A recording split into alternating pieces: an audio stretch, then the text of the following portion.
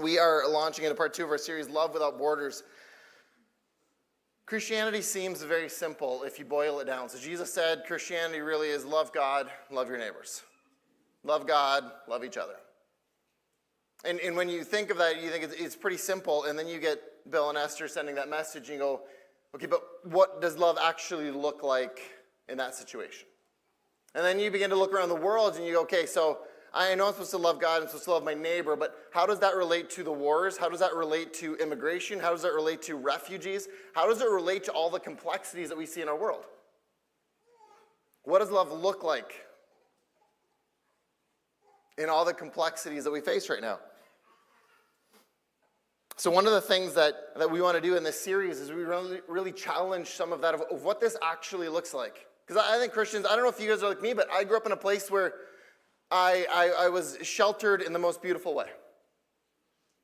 I was in probably my late teens when it clicked to me that slavery still happens today.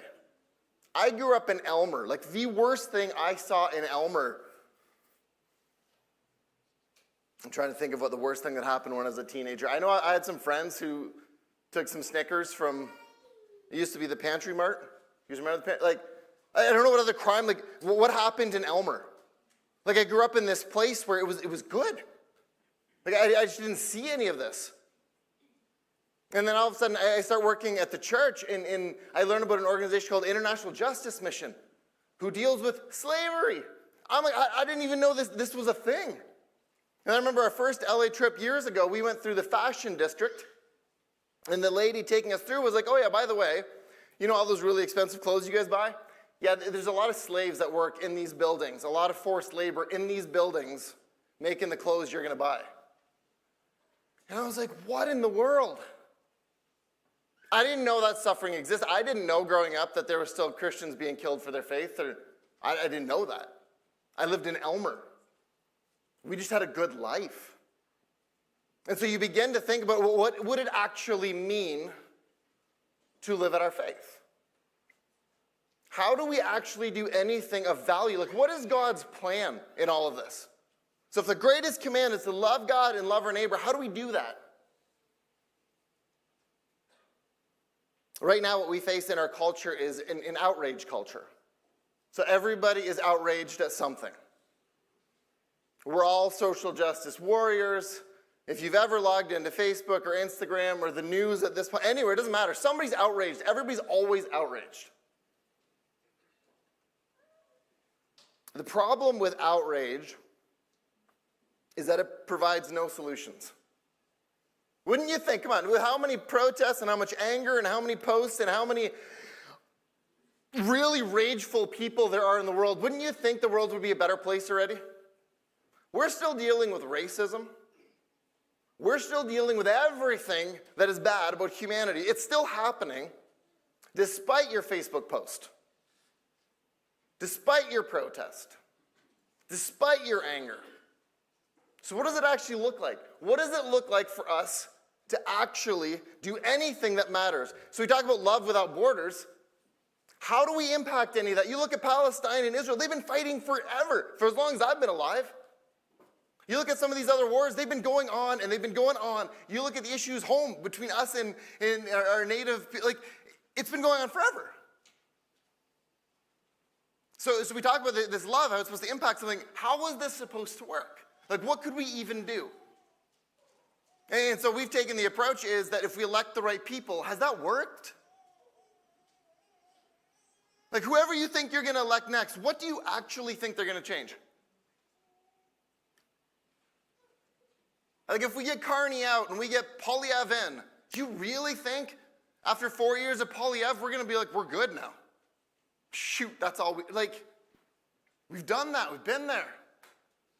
So if politics isn't the answer, what is the answer?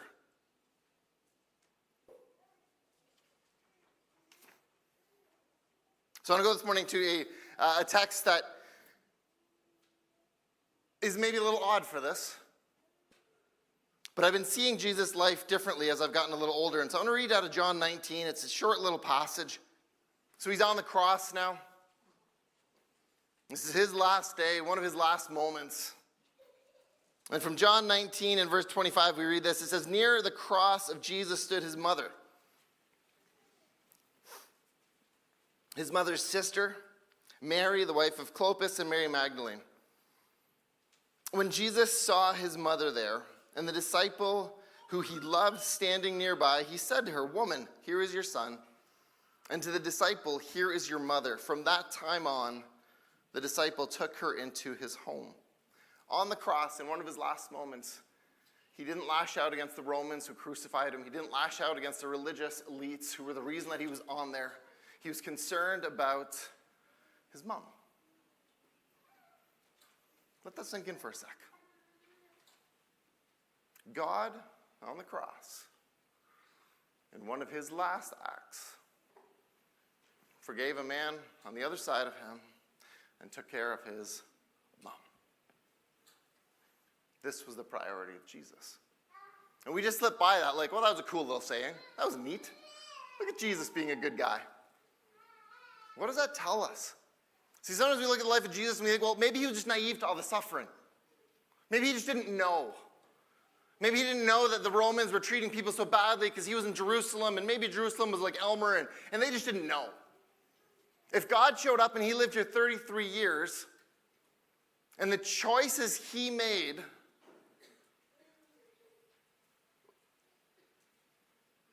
if they don't line up with our choices, there's a problem there.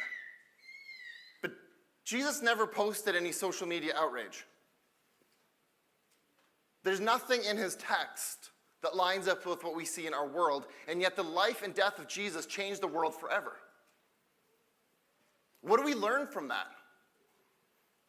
Like, Jesus showed up. Remember, the first 30 years, we know nothing about him. He was born, he hid from his parents on a trip, and then he turned 30. And then for 3 years, he does public ministry. And then he gets crucified. And one of his last acts is to take care of his mom. So in his first 30 years, he's with family. And in his last moment, he's taking care of his mom. Do our priorities line up with Jesus? Do you ever think about Jesus taking care of his family? I don't ever really. Because whenever I thought of Jesus, I thought of all the poor and the suffering and everybody who's hurting. And I always associated that when I have to love like Jesus, that means I need to love those who are deeply suffering. That means I need to love the people in poverty. It never really crosses my mind that it starts at home.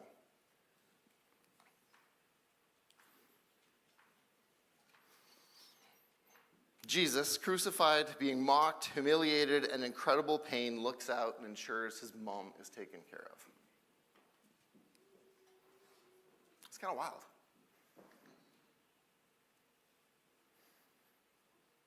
So about 11 years ago, we started a fostering journey. And that turned into adoption, and our house went very crazy very quickly. Not that it wasn't crazy with the four of us that were living there, but we went from 4 to 7 in a weekend, which is a lot. I don't know if you've had triplets. It'd be a lot. It's a lot of humans. And I learned a lot through that, but I want to share some of that this morning because loving is hard. Like, we say this flippantly, we go like, love at home, just love, you love people. That's hard. I don't know what your family's like, but what we found out in this journey was that love was never easy. Love is always hard. And I do want to take one pause, because I talk often about my kids. Can you imagine, for those of you who've never been adopted, leaving your home one day and finding a new home and being told this is now your family? I just want you to pause, especially if you're parents. We did this and thinking about Aiden and Colby having to go through this. Like, whenever you think about the fostering system, whenever you think about somebody who's going through that, give them an incredible amount of grace, because can you imagine? Like, it's crazy to me. But what we learned as a family was that this was going to be really hard. It was hard for them and it was hard for us. There was no roadmap. It was just hard. And so on one particularly difficult day, because I'm an emotional dude like this, I have to say some of this sometimes to make sure I don't cry up here, because I cry enough up here. Amen, right? Like, nobody wants to see me blubbering up here, so take the mumbling instead of the tears. So one day that was really, really hard. I ended up at the pier at Port Bruce, and I had a really long crying, screaming session with God. I was sick and tired of how overwhelmed and how hard this life was.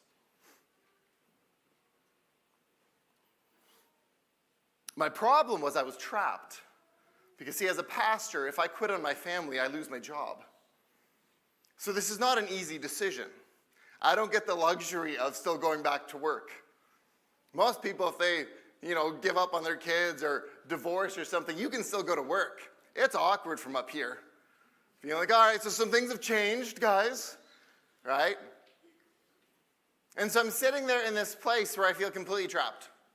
Home was really hard. This was a hard process for the kids, for us, for our marriage, for our extended family. This was hard.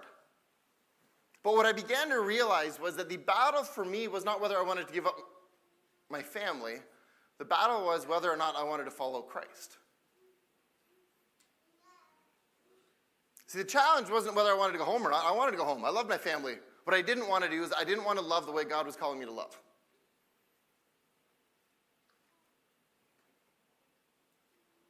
See, what I learned over time as a pastor here is that in my first couple years, when I would talk about International Justice Mission, or we do MDS missions trip, or we do all this stuff, man, it is easy to stand up here and say that stuff. Play a video like that, I can do that every Sunday. And it feels like people are moving. Man, from here, I have my own home, I have a job that I love. From that soapbox, man, saying that stuff is awesome. We can do missions trips. What I learned was that stuff's easy.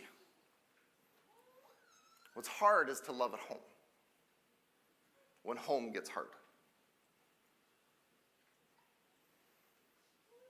For me to tell you about the suffering of another province or another place in the world or another family outside of home, I can do that, and we can cry and we can pray. What I found incredibly hard was to go home when home was hard.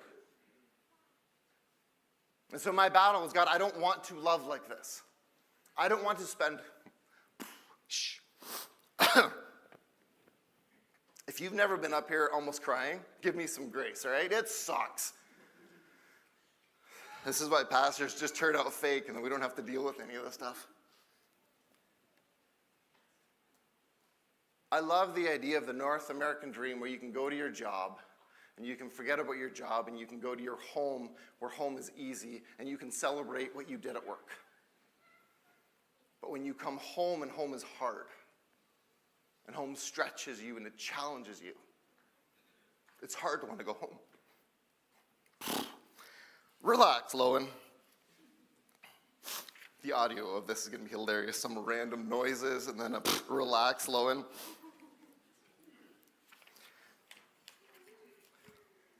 And there is a reason I'm telling you this, and I want to get to that. But just so you know, I'm not just telling you this so I can sit up here and be emotional. There's a point to all of this. What I learned about the love of God was that when love has no cost, it's not where God led you.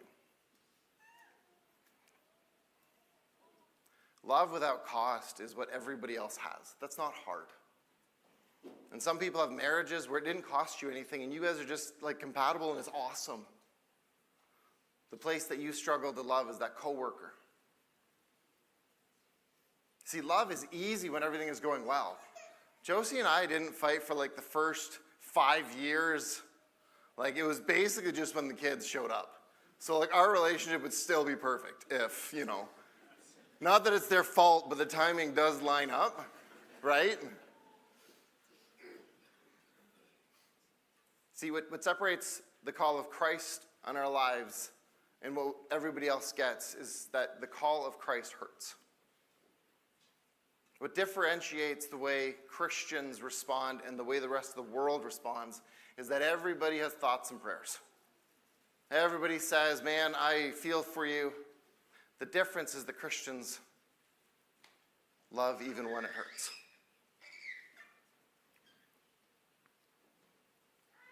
So Jesus gave us a model.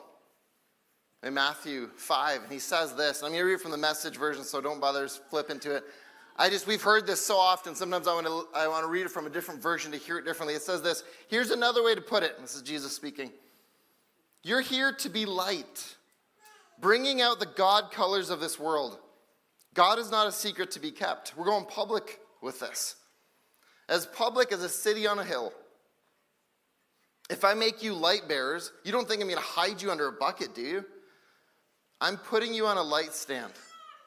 Now that I have put you on a hilltop, on a light stand, shine. Keep open house. Be generous with your lives.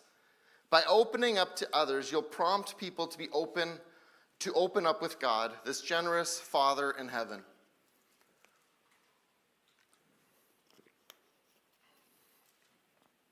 See, when we said yes to fostering, we had no clue how any of this would turn out. We had no clue what our family would go through. We had no clue about anything. But God knew. God knew the call he had placed on my life, on Josie's life, and on Aiden and Colby and Beckett's life. But God also knew the call he had placed on Lex, Callie, and Dylan. God knew the call he placed on John's life. And I can't speak for all of them, but I can tell you for me, my authority to be able to speak as a pastor comes from the life that God has called me to live. So when Jesus talks about this light, when he talks about the model that he wants us to live, he says, you guys don't understand humanity. You think power is going to change human hearts? You think policies are going to change human hearts? If you want to change people, start by how you live. Give them light.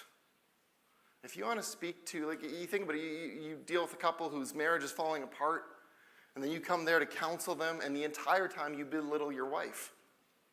Even if your theory is right, even if your words are right, you lose all authority. What hope is there if your marriage sucks? What hope is there for somebody else you're trying to counsel? And so Jesus looks at this and goes, if you want to change the world, if you actually care about the refugees and the racism and all the other, whatever thing you care about, if you actually care, start by living in such a way that you shine so brightly that it forces people to go, I want that. I want that kind of love. And so I'm going to zoom in a little bit this morning in a few minutes that I have left. And I want to talk to those of you who are married, or those who want to be married.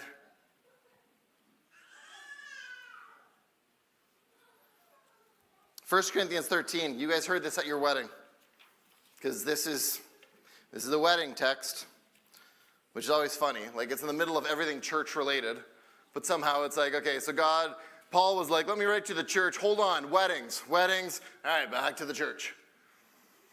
It's not for weddings, but we all heard this, so couples. Let me read the first couple verses again. I'm going to read from a different version to throw you off a little bit. For the sake of time, love never gives up. Love never cares more for others. Love cares more for others than for self. Love doesn't want what it doesn't have. Love doesn't strut. It doesn't have a swelled head. It doesn't force itself on others. It isn't always me first. It doesn't fly off the handle. It doesn't keep score of the sins of others. It doesn't revel when others grovel. It takes pleasure in flowering of truth, puts up with anything, trusts God always looks for the best, never looks back, but keeps going to the end. Love never dies. And inspired speech will someday be over. Praying in tongues will end. Understanding will reach its limit. When we skip kind of to the end, it says, but for now, in the incompleteness that we live, until that completeness, we have three things that lead us toward the consummation. Trust steadily in God, hope unswervingly, love extravagantly. And the best of these three is love. So let me ask you this. If your kids were to define love based on what they see between the two of you, is this what they would describe?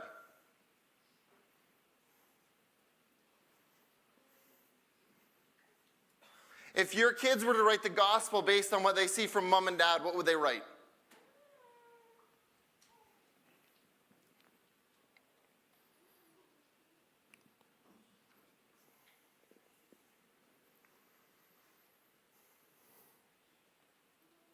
Parents, I know you guys worry about your kids. I know we worry about where we send them to school and the friends and all that stuff. But the very first place that they will form an opinion of the gospel is in what they see between the two of you. Would they see grace? Would they see sacrifice? Would they see patience?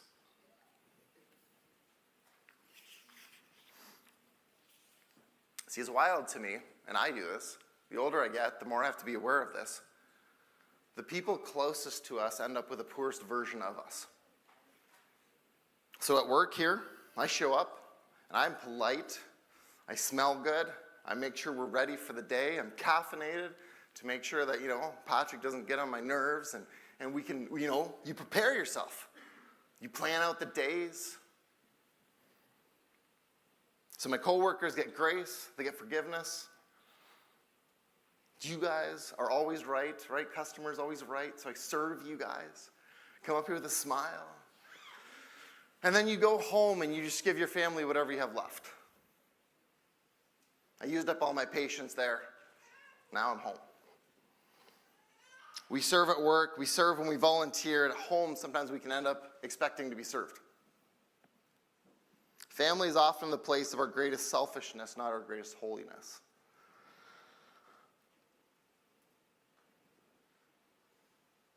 See, one of the things that Jesus said, and we always try to make evangelism this complicated thing. He says, if you guys just do some basic things, if you love the person you committed to love to, you will be so countercultural already. Like if they watch the way you treat your spouse and you're just serving them and forgiving them and saying, I'm sorry as fast as you can, and you just keep living this out, everybody around you is going to go, that's not normal. What is that? And so if we want to talk about the bigger picture and we want to say, hey, I want to be a part of solving these massive generational cultural issues where people have hated each other for 100 years, if you cannot love the person in your home, what hope do you give to the people who have hated each other for generations? What gospel is being preached at home?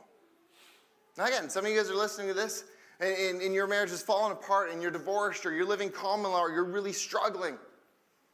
One of the things about life is that you cannot change the past. But you certainly can make a change for the future. And then the other thing is we don't allow the way we feel to define what the gospel is. So if my marriage fell apart, my life isn't over. But I'm also not just going to settle and go, okay, well, no, I suck. No. If you're separated, how do you love that person still? Even if you never get back together, how do you continue to model for the best that you can that kind of love? See, we give ourselves outs all the time. Well, I see what you're saying there. I see what 1 Corinthians says. I get it, but. No but. Why do we give ourselves that out? If we want the world to get better, if you really want racism to end, if you want prejudice to end, if you want hatred to end, and you can't get along with your family, I'm not saying that it's easy. But then what hope do we have as a church? What are we offering to a world? And so sometimes I know I'm guilty of this, is that I pushed everybody to go on missions. Family is not something that pulls you away from mission. It is your primary mission. Because if you give up on that mission, you have no authority to speak into anybody else's mission. Right? We see this with people. I mean, Esther is such a prime example of that. It has been so hard for her family since Benny passed.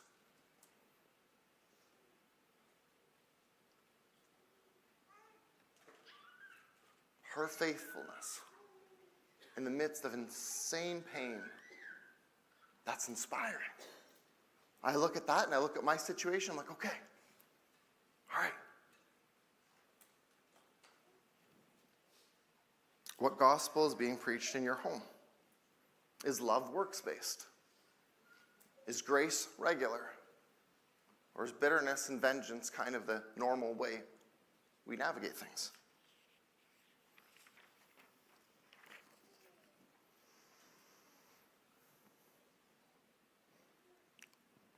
I got enough time for this. Sorry, we might be a little bit late today.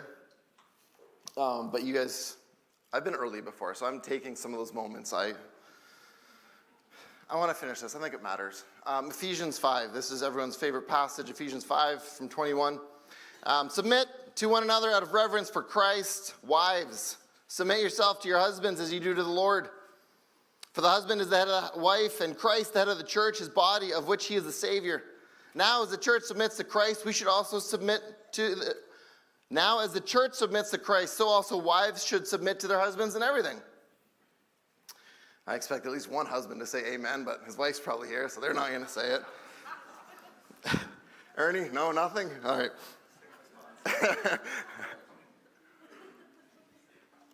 Husbands, love your wives just as Christ loved the church and gave himself up for her to make her holy, cleansing her by the washing with water through the blood, through the word, and to present her to himself as a radiant church without stain or wrinkle or any blemish, but holy and blameless. In the same way, husbands ought to love their wives as their own bodies. Some of you guys who are ripped, your wife better know you're really loving her, right? The way I love my body is the way I love Josie. Don't take that much care of it, but we're trying.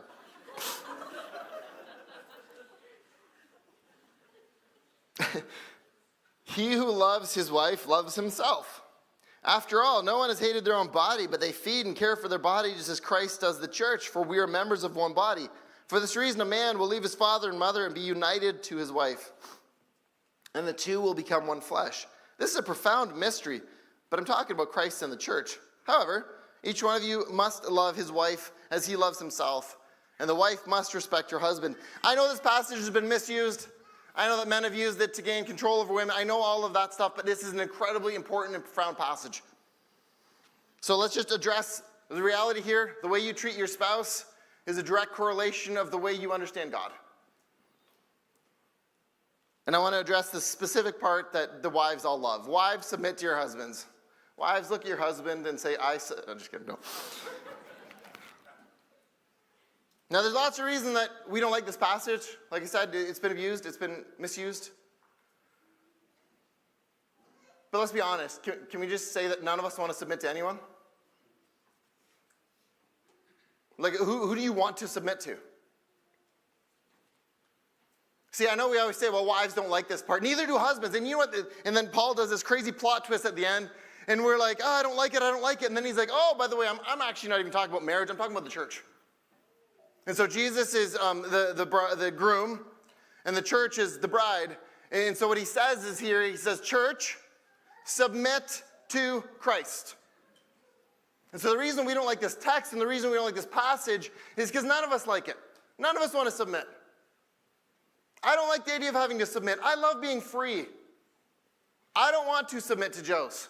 I don't want to submit to my kids. I want to enjoy my life.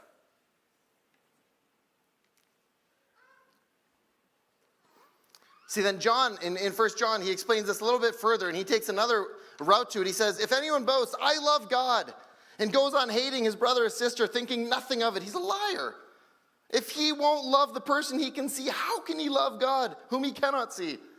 The command we have from Christ is blunt. Loving God includes loving people. You've got to love both.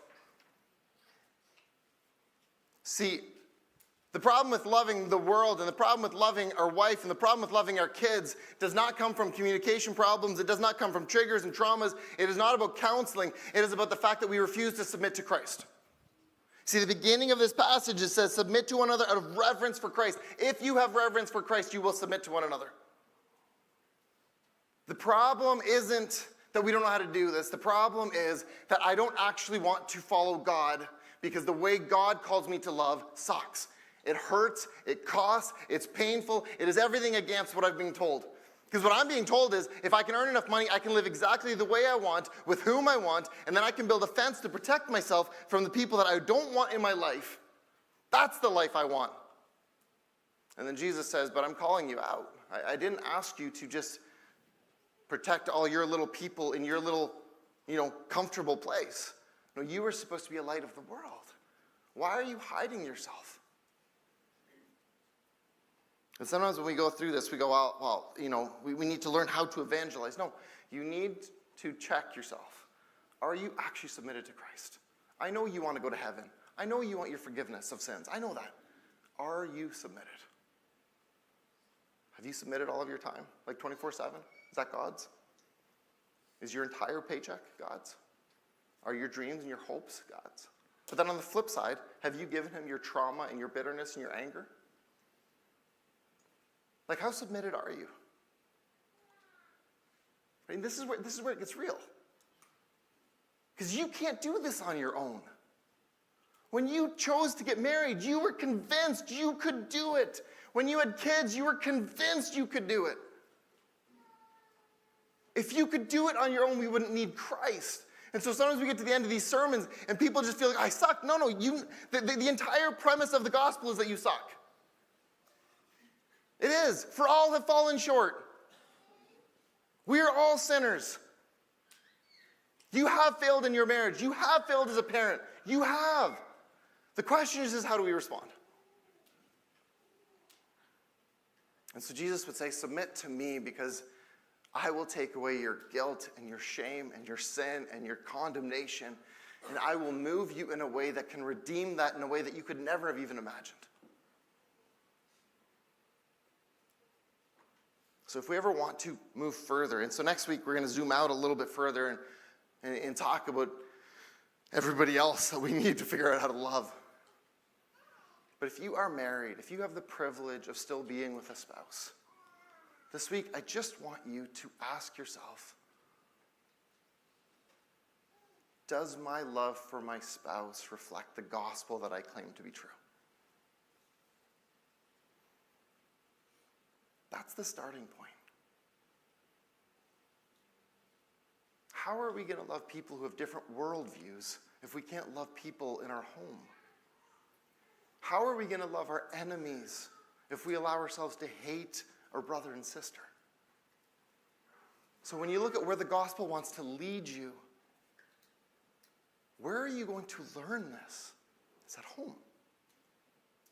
That's where. I know home is painful. I know for some of you, home is probably the hardest part in your life right now. I know that. But the gospel is bigger than that. The gospel is not surprised that home is hard. It's not surprised that you're struggling. What Jesus offers is hope, and then a promise that he won't leave you there alone. Let's pray.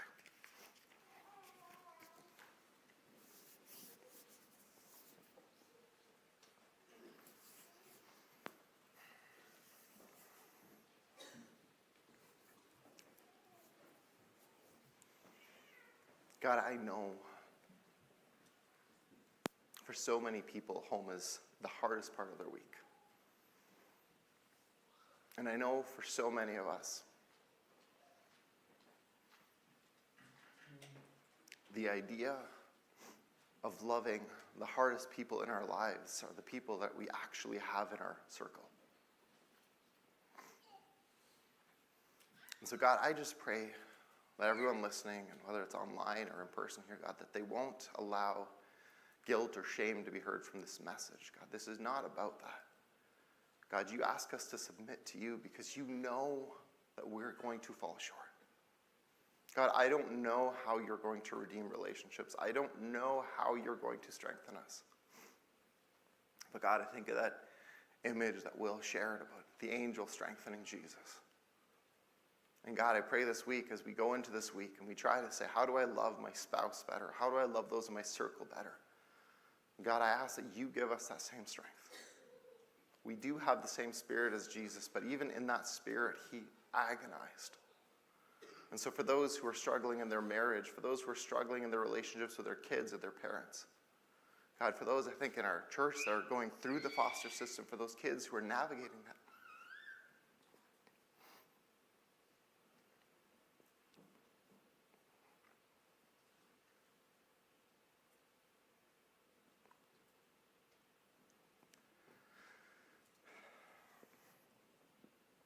God, protect their hearts.